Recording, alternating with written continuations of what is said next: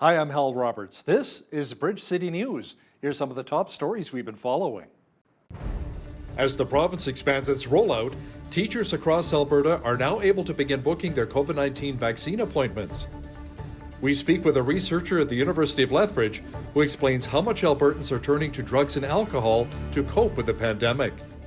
And Star Wars fans celebrate May the 4th, otherwise known as Star Wars Day. Your nation, your province, your southern Alberta. From the heart of Lethbridge, it's Bridge City News with Hal Roberts. Thanks so much for joining us. The government of Alberta announced new health restrictions to try and curb the spread of COVID-19. Our province has the highest per capita cases in the country right now, according to government officials. They say there are currently 671 Albertans in hospital battling the virus, including 150 in intensive care.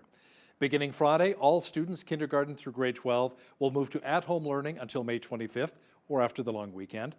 All post-secondary schools must be online. Workplaces with COVID-19 outbreaks must close. Retail stores will move to 10% capacity or 5 customers. Outdoor social gatherings will go from 10 to just 5 people. Places of worship will be limited to a maximum of 15 people. Funerals will drop from 20 to just 10 people. Personal wellness services, including hair salons, will close for the next 3 weeks beginning on May 10th. Restaurants as well will move to takeout and delivery at the same time. Adult and youth performances will close, and healthcare professionals, including doctors and dentists, will be by appointment only. Kenny says these will stay in effect for the next 3 weeks. He says the province will be doubling the fine for those caught breaking the health orders from $1,000 to $2,000. Kenny says, bottom line, if you can stay home, please do. I know all of this is discouraging to hear. Nobody wants to be here, especially after 14 months with multiple waves of this pandemic. But our commitment to the health and safety of Albertans must come first. The good news is that we have vaccines on our side. They're already working wonders, and they are finally arriving in larger and larger numbers. We'll be able to vaccinate all Albertans over 16 years of age very soon. The vaccines will catch up to the virus and defeat it, and we'll do so this spring, this summer. Alberta Premier Kenny announced that despite the delay in Janssen vaccines, Alberta will send 20,000 additional doses to the regional municipality of Wood Buffalo and Banff. He says any one of those communities 18 or older will be eligible. Teachers, early childhood educators, and support staff started booking their COVID-19 vaccine appointments today. Premier Kenny says with more vaccines coming in, Alberta is further expanding the vaccination rollout to further protect schools and childcare facilities. More than 52,000 teachers, 29,000 support staff, and 24,000 childcare workers are eligible to be vaccinated. Alberta Teachers Association President Jason Schilling issued a 2-word statement in reaction to the announcement saying, "About time." Meanwhile, the Lethbridge School Division also says this news by the province is a huge relief. We're definitely glad that the province has finally acknowledged and seen that these staff members, teachers, assistants, admin assistants, bus drivers, caretakers, they're all essential workers, and they support our students and they keep students in school. So we're very happy with the decision. It's been difficult from a division perspective to hear the government time and again say, essentially by saying no, that teachers and frontline staff workers were not essential within our communities. And I know with the same breath, the government would say we need to keep our kids in schools. And yet we've really been juggling as a division, and every division has been with rising cases. But I know in the month of March, for example, we had over 145 staff out. We've had significant pressures finding enough substitute teachers to keep kids in school, because obviously if we don't have staff, we can't support student learning within the building.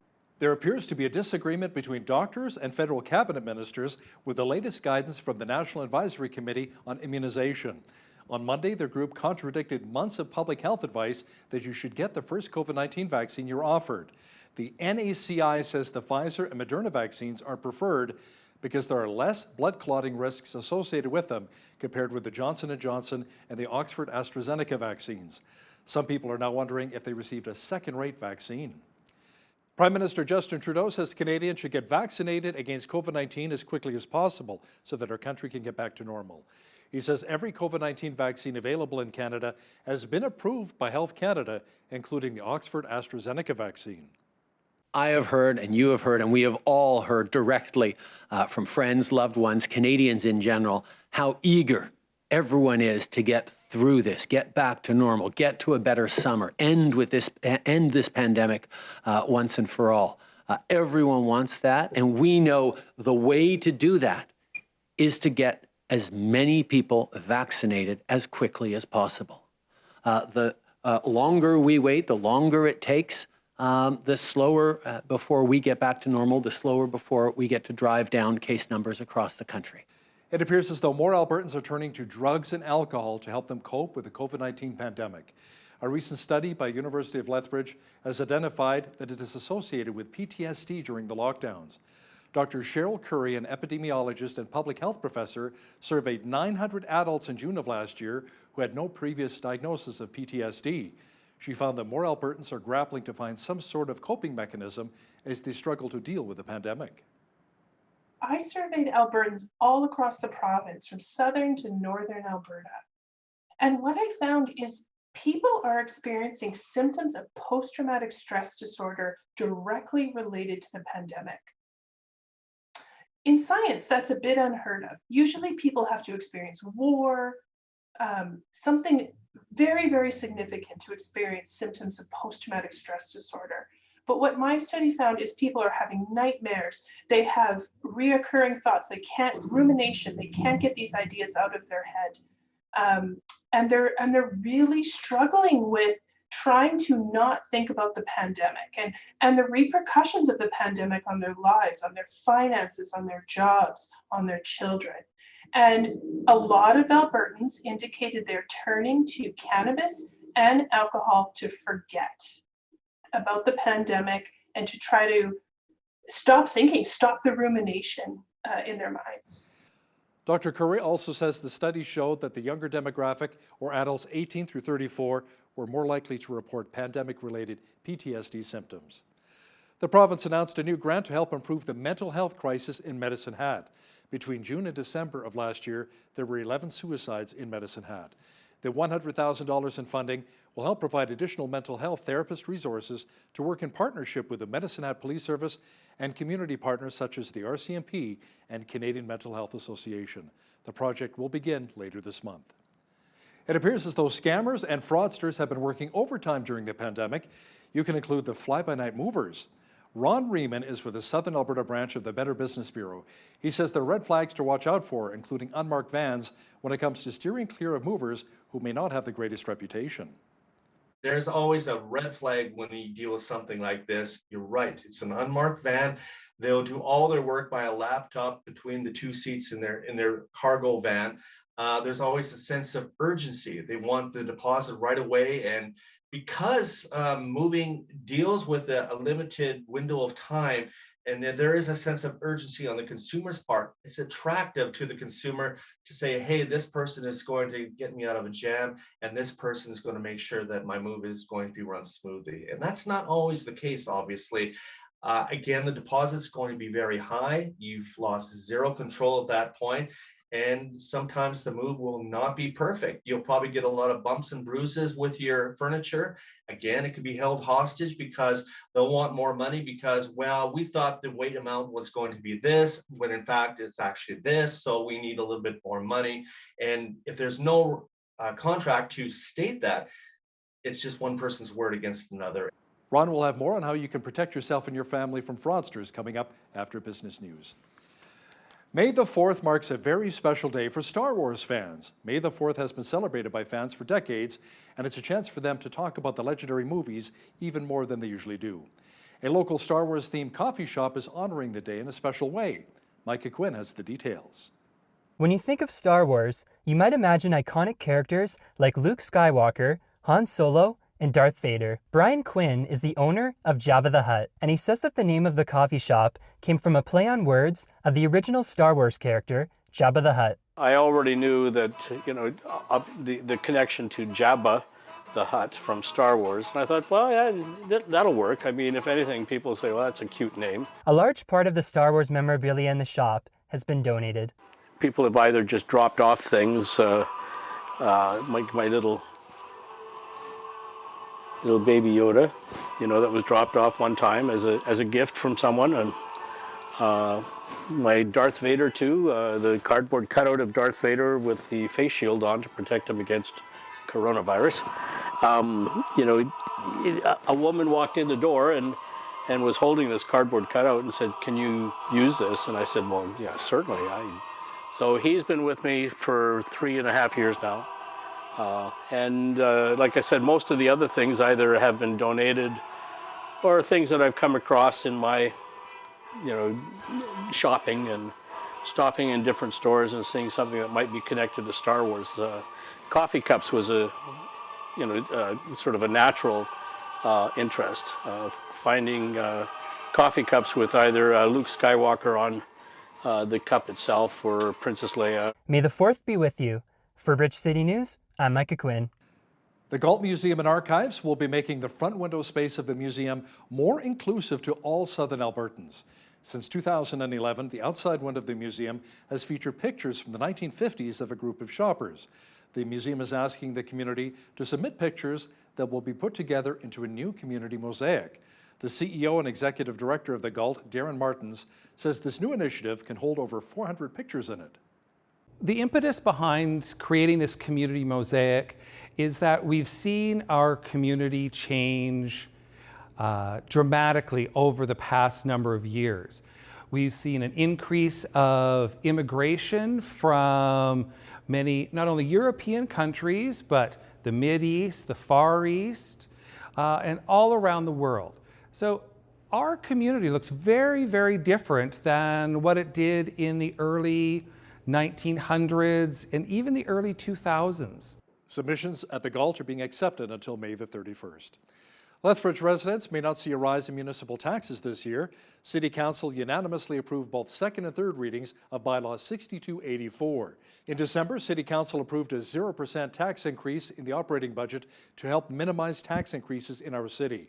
However, residents may see a slight increase on their bills for other reasons, including a change to their property assessment or a change in taxes collected by the Alberta government for the education tax and the Green Acres Foundation budget.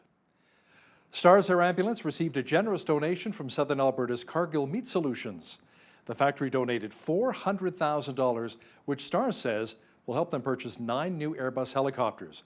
Each chopper cost around $13 million, and Stars hopes these new aircraft will help them deliver critical care for Western Canadians over the next 30 years.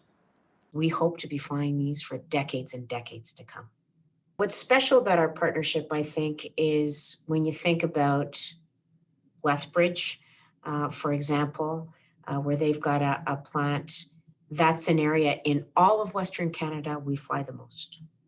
And so when you think about us repeating missions in one jurisdiction, Lethbridge is the highest flying place we go to, which is interesting. But when you think about Cargill's footprint of 47 areas that they work in across Western Canada, those are all areas that we fly to. And so it feels like a natural partnership. Stars recently announced some of the winners for their annual lottery. In total, winners took home more than $4 million in cash and prizes, including Corey Anderson right here in Lethbridge, who took home $10,000. Tuesday is the Canadian Football League's draft. It's a unique environment this year as players haven't strapped on the pad since 2019. The Hamilton Ticats will have the first pick, and scouts will have to rely on film and numbers from last month's virtual combine to help them. Calgary Dinos offensive lineman Logan Bandy is projected to go in the first round. He says he's excited for the opportunity to play in a league he watched growing up. I've had season tickets to the Stamps since I was, 6, 7 years old with my pops. So, as a kid, seeing all those players and now having the opportunity to maybe become one is kind of a huge moment for me. So I think it's really important for us to grow the game at home and really focus on the grassroots programs. And we're starting to see a huge boost in Canadian talent, especially south of the borders. I'll be happy to go anywhere. That's kind of, I got to be correct about that one. Obviously, I'd love to play at home. The CFL recently announced its return to play will be pushed until August the 5th, and at this point, the Grey Cup will be played on December the 12th. More testimony was heard today from an Alberta pastor on trial charged with violating public health orders. Pastor James Coates of Grace Life Church told an Edmonton court on Monday that the COVID-19 pandemic has been blown way out of proportion. He said the church held online services last year, but he became convinced public health measures were excessive after he heard Premier Jason Kenney compare the virus to the flu. In an earlier interview with Bridge City News, Pastor Coates believes the science is not there to support Alberta Health Services putting up fences and changing the locks on his church. The AHS is ultimately not even employing real science to oversee these lockdowns. It's basically superstition at this point in time. And they continue to double down, which is just painting them into a corner where it's going to make it very difficult for them to change course. And they need to change course. I mean, the data is in. States in the US are opening up. Even California is opening up. And so it's going to be incredibly difficult for Alberta and Canada to keep this up. And so they need an off-ramp. I don't know what it's going to be. It's not likely to be the vaccine. Premier Kenney believes the vaccine is the savior. Prime Minister Trudeau doesn't. And so they need an off-ramp. They've pinned themselves into a corner, and I don't know how they're going to get out of this. Pastor Coates is accused under the Public Health Act of leading full church services in violation of public health orders. Pastor Tobias Tisson has told the court that he cannot force worshipers to follow Manitoba's public health orders because he says, quote, "It is God's jurisdiction." Tisson is a minister at the Church of God by Steinbach, Manitoba. It is one of 7 churches in Court of Queen's Bench in Winnipeg this week that are fighting the province's COVID-19 restrictions. Videos of services at the Church of God in January were entered in court showing people worshiping, hugging, and going without masks despite restrictions at the time requiring churches to remain closed. Following his testimony, Pastor Tisson joined around 100 protesters in support of the legal challenge outside of the courthouse. BC health officials say data shows a single dose of a COVID-19 shot offers very good protection against the virus. The province's health officer, Dr. Bonnie Henry, says more vaccines are on the way and infection rates in BC are slowly decreasing. We have reached a new and encouraging point in this vaccine supply. Starting today, the vaccine that we will be receiving will be increasing significantly. In the month of May alone, we'll be receiving over 1 million doses of vaccine available for people across the province. This is good news for all of us. It means that everybody who is eligible, so right now that's down to age 16, will have access to a vaccine before Canada Day, and we think significantly before that. And that leads us to think about the interval we have between the dose 1 and the dose 2. As you know, the most important thing that we know will help stop transmission and protect everybody is to get as many people as possible their first dose of these vaccines as soon as we can. Meanwhile, in Saskatchewan, that province has lowered the age eligibility for COVID-19 vaccinations to anyone aged 37 and older. The exception is in the northern regions, where anyone 18 or older is now able to get the first dose of the vaccine. The province is also expanding a COVID-19 vaccination pilot project to more than 41 pharmacies. The province reported 207 new coronavirus cases, along with 3 additional deaths associated with the virus on Monday. Nova Scotia Premier Ian Rankin says some people are putting themselves and others at risk during the pandemic. He says he's frustrated after police issued 37 fines in Halifax recently, despite a province-wide lockdown. I spoke with the Chief of Police for Halifax and Cape Breton Regional Municipality today, and they are as frustrated as Dr. Strang and I are. Over the weekend, there were 37 fines issued in the Halifax area. That's outrageous. I want to thank everyone for following protocols, but there are still groups of people who aren't. I have a serious question. What is wrong with you? How come you don't take this as serious as you should? I want to paint you a picture. Right now, if you gather, you risk being infected by a variant. Most likely the B117 variant, also known as the UK variant. I'd like to ask a favor of all of you, especially young people. I know you like your phones a lot. I would suggest that you go online and do a little research about what that variant is doing across the province, or send an online message out to your friends' networks that across different parts of the country. An elevated section of the Mexico City Metro collapsed on Monday, killing at least 23 people as a subway car plunged down toward a busy boulevard. City officials say at least another 70 people were injured in the collapse. They said one of the concrete beams fell as the subway train passed over it, making it one of the deadliest incidents in the city subway system, which is among the busiest in the world. Even though there's a pandemic on, it hasn't slowed down the human smuggling trade. Our foreign affairs expert Lisa Daftari points to the recent example where 4 people died and 24 others were injured when a boat filled with illegal refugees overturned near San Diego. This brings our attention to these various smuggling operations, how risky they are, and really how dangerous they are for our national security. Are we missing so many of these operations that are coming in, whether by boat, by car, on piggyback? And you know, how can we stop this? How can we keep these people safe and really prevent this caravan or this overflow of people coming in? Lisa will also have details of a new warning North Korea has issued to the United States. That Q&A is coming up in the second half of our newscast. Well, we had a mainly overcast day in Lethbridge, but still fairly mild, and the warmer temperatures should continue for the short term. A full look at the weather picture is on deck. We had lots of cloud cover today, but not a bad day temperature-wise across much of southwestern Alberta. Jeanette Rocher is back with a complete look at the weather forecast now. Jeanette, we may see some shower activity tonight, but then it should clear up for the middle part of the week. Yeah, this week we're going to actually see that roller coaster effect, but with the rain instead, starting with tonight and a 60% chance of showers this evening with a risk of a thunderstorm. Into tomorrow there, we're seeing that sunny day with a high of 14. Thursday, still no rain, high of 21 with a mix of sun and cloud. Then we get back into rain and other kinds of precipitation to take us through the end of that 7-day period. So rain on a Friday, overnight on Friday night, we're looking at a possibility of flurries or showers. Into Saturday, rain again. Saturday night, we could see a little bit of that flurry activity, and then into Sunday, possibility of flurries or showers. That's to round up the weekend there. High of only 6 on Saturday, 10 on Sunday. Into the end of that 7-day period, we're looking at Monday and a high of 14. There is actually a chance of showers possibly on Monday as well. So we'll keep an eye on that for you. 16 is our average high for this time of week, this time of year rather, not this time of week, this time of year. A low of 2 is the average low. 29 was our high temperature back in 1992, and in 1967 we had our chilliest day on record, which was -7. 6:03 is when the sun rose this morning, and sunset this evening just before 9 p.m. right at 8:53. So let's take a look at the rest of the country. Over on the west coast, not bad at all. A little bit windy in the Juan de Fuca Straits there on Vancouver Island. High of 18 degrees in Victoria, 19 in Vancouver, even warmer inland.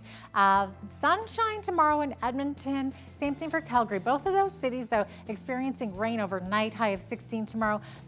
Calgary could have the same type of weather tonight as Lethbridge with the risk of the thunderstorms, but then that should clear up tomorrow with a high of 13. Over in Saskatoon, high of 16, 15 in Regina, and 11 degrees with some beautiful sunshine tomorrow in Winnipeg. These areas also not experiencing too much wind, only about 20 km.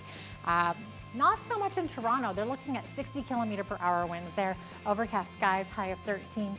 13 also in Ottawa with periods of rain. Rain also expected tomorrow in Montreal. Over on the east coast here, as we're looking to the Maritimes.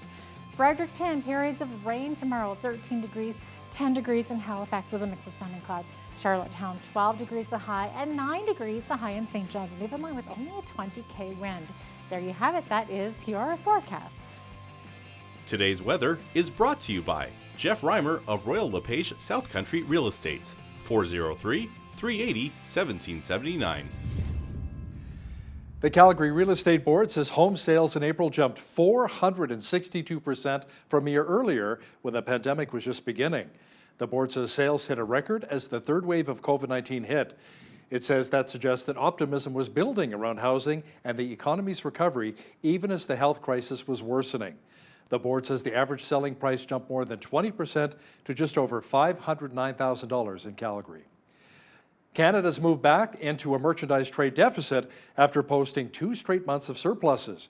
Stats Canada says the country had a $1.1 billion trade deficit last month as imports climbed to their highest level since May of 2019. Total imports rose 5.5% in March to $51.8 billion, while exports edged up only 0.3% to $50.6 billion. Economists say the trade surpluses had been a factor supporting the loonie, which has been trading up by more than 81 cents US. They say the support will disappear if the trade balance sticks in deficit territory as expected. Pfizer is raising its 2021 revenue expectations due to the successful rollout of its COVID-19 vaccine. The New York drug maker and its German partner BioNTech continue to sign contracts for their popular two-dose shots with multiple countries. They now expect to rake in roughly $26 billion from it. That is up from their prior forecast of $15 billion. Now, here's a look at today's markets. The TSX was down 25 points on the day to finish at 19,188. The Dow was up 19 points to 34,133. The S&P 500 was down 28 points to 4165, and the Nasdaq was down 261 points on the day to 13,634. West Texas Intermediate Oil was up $1.60 to $66.09 US per barrel. Natural gas was up a cent to $2.98 US. Gold was up 8 cents to $17.78.98 US an ounce, and silver was even on the day at $26.51 US an ounce. Wheat is at $345 per metric ton, barley's at $350, canola's at $8.93, and corn is at $409 per metric ton. Live cattle were down $2.28 to $113.03, feeder cattle were down $3.30 to $129.75, and lean hogs were up 45 cents to $111.15. The Canadian dollar was down slightly over the past 24 hours to 81.25 US.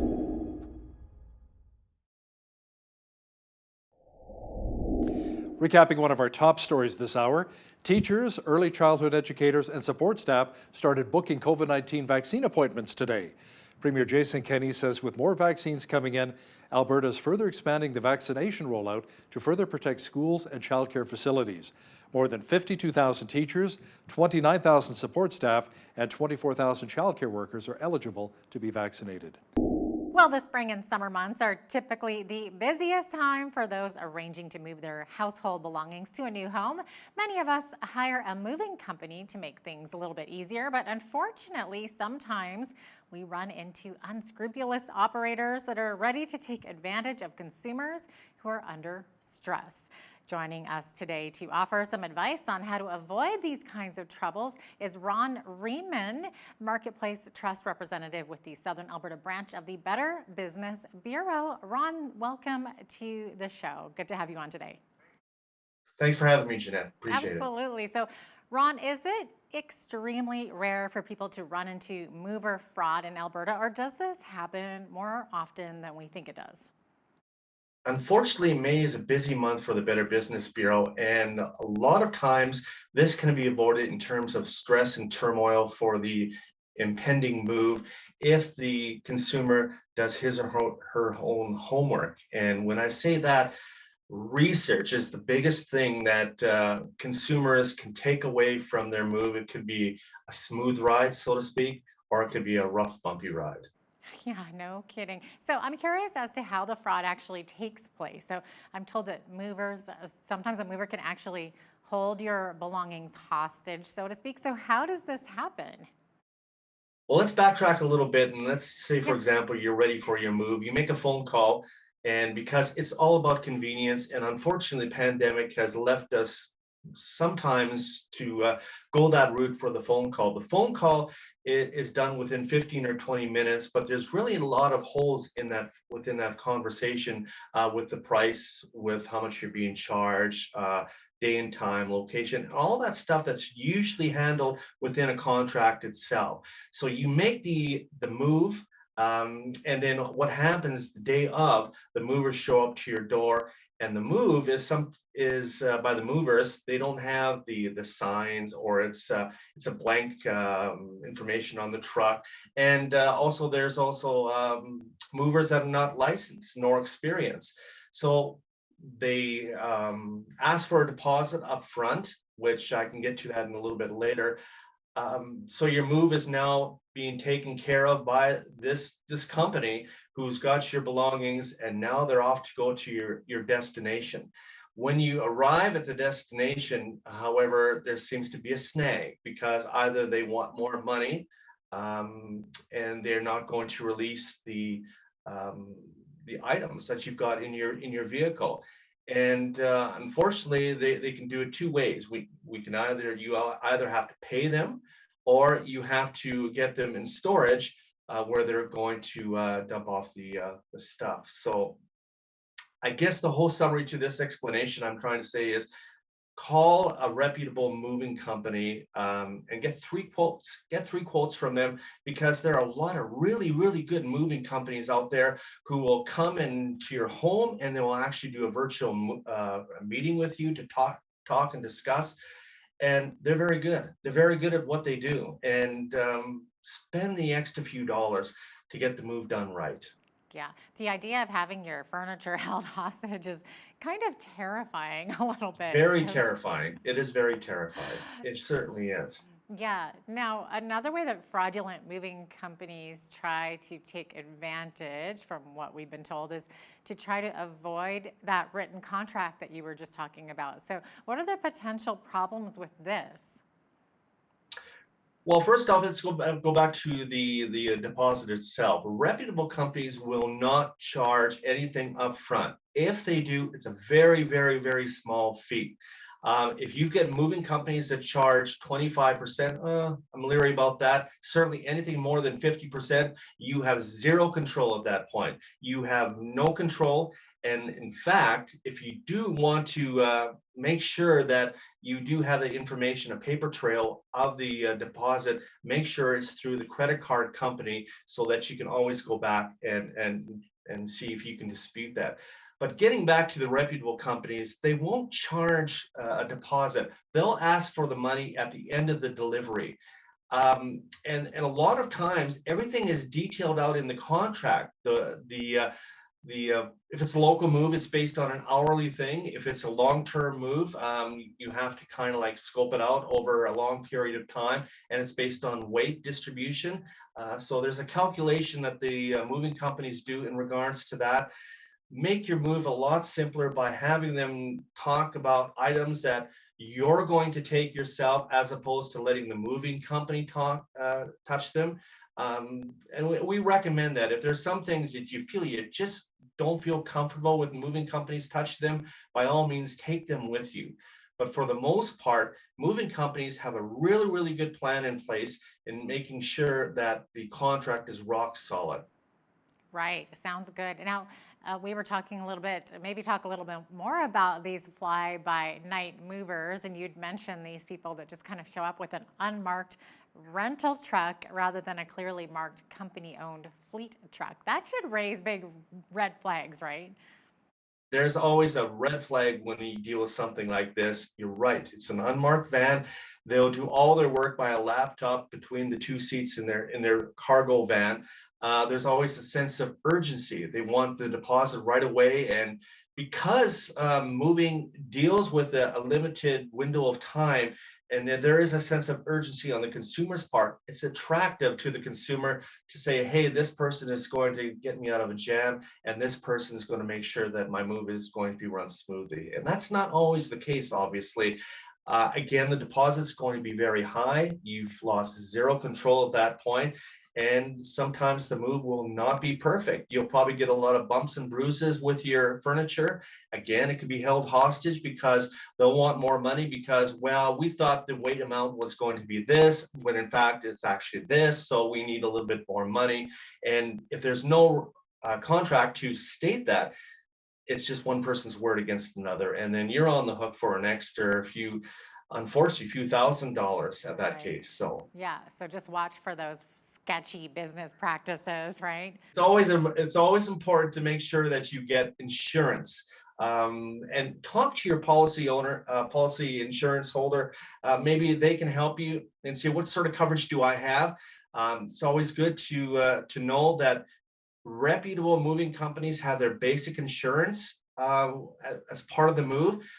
We recommend that if you can afford it, get some extra insurance, and so it's kind of like rock solid if something is busted or broken, or it's probably not it failed to be part of the trip, or it's good to have the insurance. So certainly having insurance is really important. And again, insurance companies of your own will have that, but talk to the reputable companies. They'll have the insurance coverage for you as well. Yeah, that's fantastic advice to get that moving insurance. So, of course, you'd mentioned there are many reputable moving companies across Lethbridge and across the province and, of course, the country as well. But then, then you get these bad guys that they'll attempt to represent themselves as one of these reputable companies. How does this even happen? It's pretty darn easy, Jeanette, to actually start up a business, and you've got a cargo van, you've got 2-3 guys that are willing to move a lot of stuff, come up with a great website. You can claim to be a member of the Better Business Bureau or the Canadian Association of Movers. You can actually say whatever you want to say on your website. And that's where the stickiness comes into play, because at that point, we tell consumers, well, all websites are not, I shouldn't say all, some websites need a little bit more homework. And that's where we come into play, the Better Business Bureau, in association with the Canadian Association of Movers. They have a great directory, and we have a great plethora of information about businesses that are they local? Do they have insurance? Is there a physical location? Will I know for sure that when the van shows up the morning of, it's going to have the company information on the side of the vehicle? Are these professional movers? Are they trained to move big or small jobs? So you read all the stories, you see all the stories as well. And one of the big things, when a lot of consumers who are frauded by moving companies wish they could take back, was that they had done their homework earlier. They did a little bit more research. Research is the most important key through this whole thing. Absolutely. Now, apparently some of these companies will actually use fake Google reviews. So is there a way to spot that?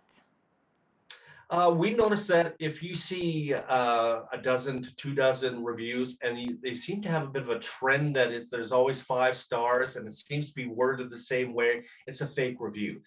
Most companies would like to think that they're always going to get 5 stars, and most reputable companies will always have that 5-star review. But if you get the odd 1 or 2 or 3-star review mixed in too, then you know that there's a little bit of credibility in the reviews itself. But notice the wording in the review itself: 5 stars all the time. And that if it's the same explanation or it's the same amount of wordage in that review, then it's not always a true review in itself. Mm-hmm. Now, you had mentioned that people can contact the Better Business Bureau, or of course the Canadian Association of Movers member directly to check out your mover first. So how do people do that? Where can they go for that? Certainly, they can come to our website at bbb.org, and we can help you with information about any mover in the Southern Alberta and East Kootenays region, and we can help you with that. And we can tell you if they're licensed. We can tell you how long they've been in operation. We can tell you their letter grade. We can tell you if there's any complaints, and we can tell you if they're going to get the job done from the information that's on their business profile on our website.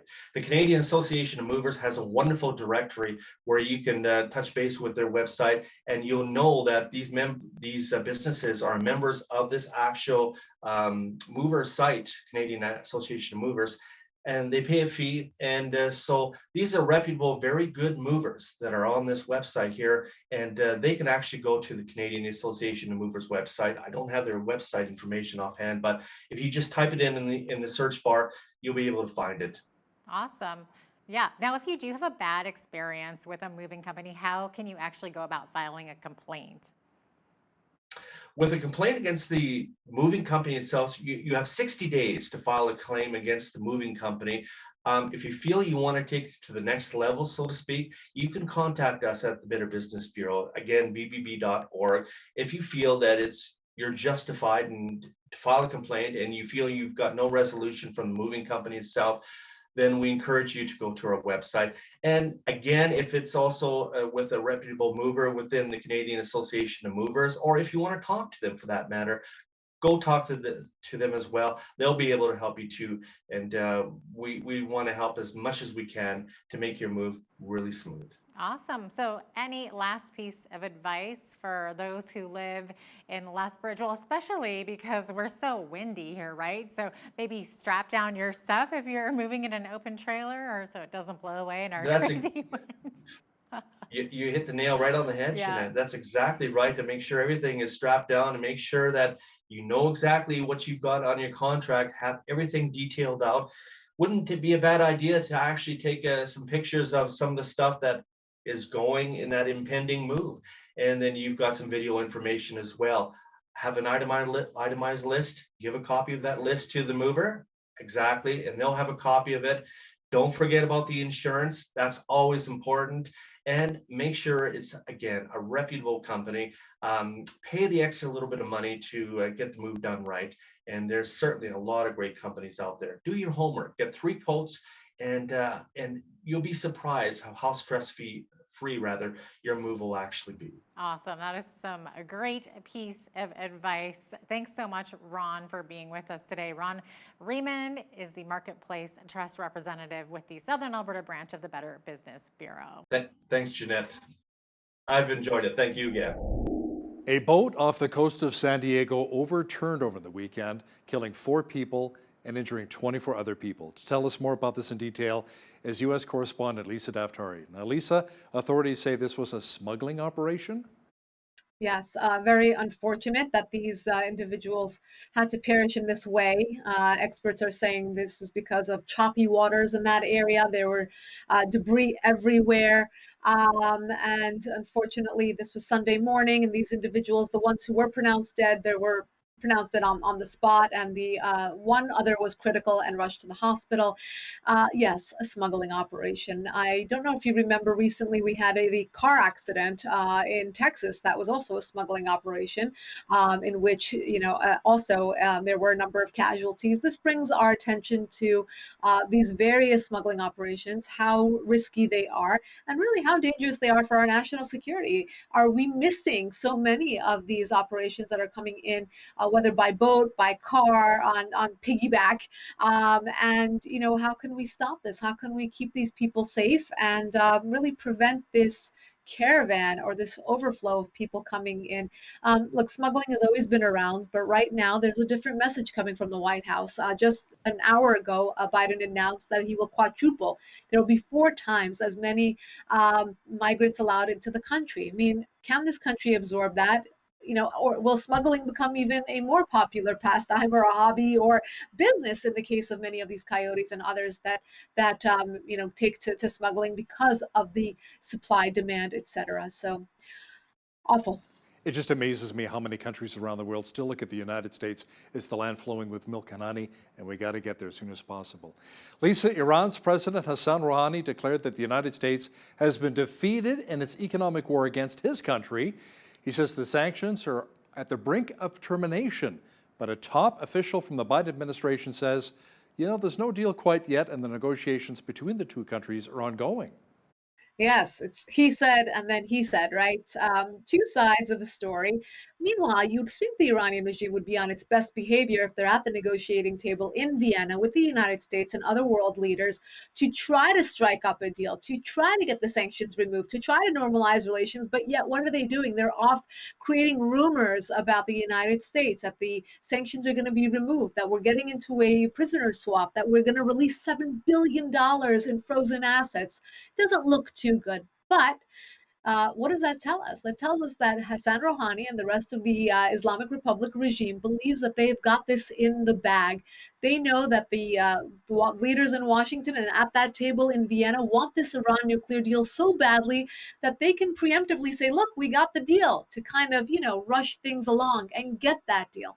Another thing I want to bring your attention to is that we're looking at an upcoming election in Iran in June, a very unpopular time for the regime. because that is when people come out and say, we're not voting. Why are we not voting? Because we're not even going to choose between your selection of mullahs. We want we want a regime change. And that's when they take to the streets. There have been protests in previous years during election time. And that's what the regime in Iran is fearful of. So why not strike up a deal, bring home this enthusiasm that sanctions will be removed, and everything will be back to normal at home. That's exactly what we have to prevent against. And many of the people who are against the Iran nuclear deal talk about exactly that. Let's not let them off the hook so easily. Now let's go back to talk a bit about that prisoner swap, which you mentioned just a few moments ago here. The U.S. government is denying reports of that prisoner swap deal with Iran that would have resulted in the release of, like you said, $7 billion in frozen Iranian funds. Now, a report from Lebanon claims that the U.S. and Iran had actually agreed to the exchange. Right? So, and that more fake news coming your way from the Middle East. This is a Lebanese outlet that is actually Iranian state media owned. The report came out early Sunday to say that, we got a prisoner swap and we got the assets release. Great news. Well, this is a classic page taken out of the Iranian regime's handbook. What they did was a week ago, they started talking about maybe we should have a prisoner swap with Washington. Well, perfect timing, because that's how these deals usually go. Rewind back to the 2015 nuclear deal, the JCPOA. That's exactly what happened. The funds were released, the sanctions were removed, we had a prisoner swap, and we signed the bogus deal that allowed Iran to get off the hook for its terrorism spending, for its human rights abuses, and of course for its nuclear ambition. And that's exactly what they're hoping for now. So it's no surprise, Hal, that they again preemptively let out this fake news that the U.S. said yes to a prisoner swap. The U.S. said yes to unfreezing all the assets. And of course, Washington came out early and very quickly to say, this is all false. We reject these claims. U.S. President Joe Biden allegedly dropped by a meeting at the White House between his National Security Advisor Jake Sullivan and Mossad Chief Yossi Cohen as a delegation of Israeli officials continue their talks in Washington over the Iran nuclear issue. Apparently, Biden didn't pop by to talk nukes, Lisa, but instead to offer his condolences. Well, yes, there are conflicting reports as to whether or not Biden actually did drop by, but we will talk about the reports that are saying this. One coming out of Washington, out of Axios, that said that Biden did drop by. It was a 1-hour meeting. Of course, first and foremost, he offered his condolences for the 45 individuals who died in a stampede last Thursday. It was the holiday of Lag BaOmer. This is a holiday that we count the days between Passover and the holiday of Shavuot, and these people are they're almost like making pilgrimage to the site of a deceased rabbi, and there was this stampede, an unfortunate situation. Remember, last year there was no pilgrimage because of the pandemic, or very few people made the pilgrimage. So this year they came out in numbers, and because of the huge numbers that came out, the support was not what buckled, and unfortunately there was this stampede. And Biden did address this allegedly with the Mossad chief, but he also offered other news. He said, we know that you're concerned about the Iran nuclear deal, but don't worry, we're not going there anytime soon. We have a long way to go before we do strike a deal with the Iranian regime. Of course, Hal, we're hearing so many conflicting reports as to whether or not we will strike a deal anytime soon, but with the pace that we're traveling, the pace that we're returning to the table in Vienna, we will know very soon whether or not the U.S. will sign on to another JCPOA. U.S. President Biden has apparently not been following advice from the Centers for Disease Control and Prevention, Lisa, to ditch his mask outdoors and around small groups of people who've been vaccinated because he's taking extra precautions. It's I don't know what to call it, but we have been told to follow the science. We have been told to follow the CDC. We have been told to follow Dr. Fauci, but yet our president, who sits there or stands at the podium as an example, refuses to take off his mask, even when he's sitting alone in a Zoom call or at the podium with no one around him for many, many feet. Yes, this is interesting. He says he wants to be extra careful and he is wearing his mask. the issue with this, and many people are calling him out on it, is that it is continuing to instill fear among the masses. And that is not what a leader is supposed to do. So they would love for the president to not only believe in the CDC, to not only advocate for the CDC, but to actually follow the advice of the CDC, who has come out to say you can take off your mask in outdoor spaces if you are vaccinated. We go around Los Angeles and I see people driving in their convertibles with masks on. I mean, you can take off your mask. I think it's pretty safe now to do so, particularly if you're vaccinated and you are outdoors. That's what the CDC is saying. So I think we can listen to that. Lisa, North Korea has tossed a warning your way, saying that the United States will find itself in a grave situation after President Biden called the country a security threat during his first policy speech to Congress last week. Yes, not a dull moment for foreign policy for President Biden. He, of course, he's not really quick to criticize rogue regimes like China or Iran or North Korea, but when he does, and he does so mildly and gently, of course, the North Koreans are going to bark back and say, wait a minute, watch it there. You're going to have a real issue on your hands. They're calling these words hostile. They're calling them divisive. And of course, here we're going to have another exchange of jabs between the White House and North Korea for sure. So stay tuned for more on that. But under the Trump administration, we had a few visits by Donald Trump to North Korea. We felt that we're getting somewhere with the unfreezing of tensions between the two nations, but it didn't really lead to anywhere more so than they became pen pals. They exchanged a few notes and a few visits, but it didn't really go anywhere. Now we'll see if President Biden can bring the tensions down. It looks like they're just increasing a bit more here and there, but we'll see where this goes. Some business news for you and I to talk about here. Bitcoin prices have continued to rebound this week, rising around 4% to nearly $59,000. But the world's largest cryptocurrency, Lisa, has been overshadowed lately by its younger sibling. Tell me more about that. Ethereum, yes, for those out there who've been following and investing in these coins. I always kick myself like we all do, right? I remember covering Bitcoin in 2014 when it was ISIS's preferred way of selling the relics that they found in the churches in Syria and in Iraq. They were asking for Bitcoin. So I remember reporting on that way back in the day. Should have thought about, buying Bitcoin and not spending it on pizzas like some people did. They're kicking themselves even more than I am because they ended up paying millions of dollars for pizza. But now we have Ethereum overshadowing Bitcoin because the coin has made over a 300% increase in this calendar year alone, whereas Bitcoin has gone up 95%. Not too shabby, not too shabby.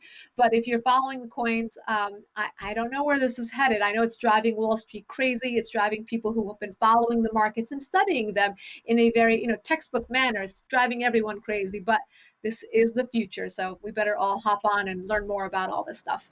I remember when Google first came up a number of years ago and I had a chance to actually buy 100 shares in Google. At that point, I was like, Google, what a dumb name. That's never going to take off. That's never going to happen. If we could only go back in time a little bit, right, Lisa? Oh, yes. Oh, yes. Now, on a more serious note, hospitals are apparently now full to capacity in Argentina as COVID-19 cases there hit 3 million, and India has reported almost 370,000 new coronavirus infections. Yes, Hal, I included this in my daily briefing this morning because we've taken our eyes off of COVID numbers, and because in North America we're doing much better, thank God. The vaccine is making its way. Europe is flattening the curve, their second curve, I should say, once again. But it's still an enigma why in certain places they are just sort of surging now, where variants are not able to, or the variants are so horrible that they are not able to catch up and flatten the curve. And that's in places like India, which is #1 right now, over 300,000 new cases just in one day yesterday. And of course, Argentina, where they cannot offer enough oxygen or hospital beds to those who are infected. But it's very interesting to study these curves and to see why these places it's hitting them now. Is it the weather? Is it the population density? Is it the variants? And in India, that's a very large conversation or important conversation, is about how the variants are what's really tricky in getting a handle on this. But I know that there's been an outpour of supplies and support coming from the Middle East and Europe, and of course the United States and Canada, in supporting India and getting those supplies over to them. But it's just not fast enough. It's spreading like crazy there, and our hearts go out to them. We hope that they can get a handle on this sometime very, very soon. U.S. reporter and our foreign affairs expert Lisa Daftari joining me once again from Los Angeles. Thank you, Lisa. My pleasure. On behalf of all of us here at Bridge City News, I'm Hal Roberts. God bless, and thanks so much for watching.